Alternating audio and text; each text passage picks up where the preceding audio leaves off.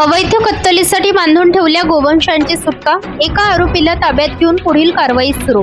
अकोला जिल्ह्यात अवैध गोवंश तस्करी व कत्तलींच्या प्रकारांवर प्रभावी अंकुश आणण्यासाठी राबवण्यात येत असलेल्या ऑपरेशन प्रहार अंतर्गत स्थानिक गुन्हे शाखेने मोठी कारवाई करत 15 गोवंशांची सुटका केली असून सुमारे 4,20,000 रुपयांचा मुद्देमाल जप्त केला आहे। पोलीस अधीक्षक श्री अर्जित चांडक यांच्या मार्गदर्शनाखाली स्थानिक गुन्हे शाखेचे पोलीस निरीक्षक श्री नितीन लेवरकर यांना गोपनीय माहिती मिळाली होती की डाबकी रोड पोलीस स्टेशन हद्दीतील खैर मोहम्मद प्लॉट परिसरात एका गोठ्यात गोवंश जातीची जनावरे अवैधरित्या कत्तलीसाठी बांधून ठेवण्यात आली होती।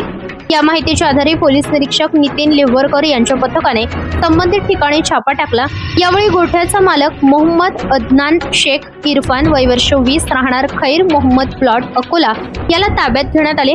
गोठ्यातून जखमी अवस्थेत व कत्तलीसाठी बांधून ठेवले 15 गोवंश आढळून आले। पोलिसांनी त्यांची सुटका करून अंदाजे 4,20,000 रुपयांचा मुद्देमाल जप्त केला। सुटका करण्यात आलेल्या सर्व गोवंशांना उपचार, देखरेख व संगोपनासाठी आदर्श गोसेवा संस्थान म्हैसूर जिल्हा अकोला येथे दाखल करण्यात आले। ही कारवाई पोलीस अधीक्षक अर्जित चांडक, अपर पोलीस अधीक्षक बी चंद्रकांत रेड्डी यांच्या मार्गदर्शनाखाली पोलीस निरीक्षक नितीन लेवरकर, सहाय्यक पोलीस निरीक्षक गोपाल जाधव, पोलीस उपनिरीक्षक माजिद पठाण तसेच स्थानिक गुन्हे शाखेच्या पथकाने यशस्वीरित्या पार पडली आहे। दरम्यान पोलीस अधीक्षक अर्जित चांडक यांनी गोवंश तस्करी व अवैध कत्तलीच्या प्रकारांमध्ये सहभागी असलेल्या आरोपींविरुद्ध प्रचलित कायद्यानुसार कठोर कारवाई करण्यात येणार असल्याचा इशाराही दिलाय।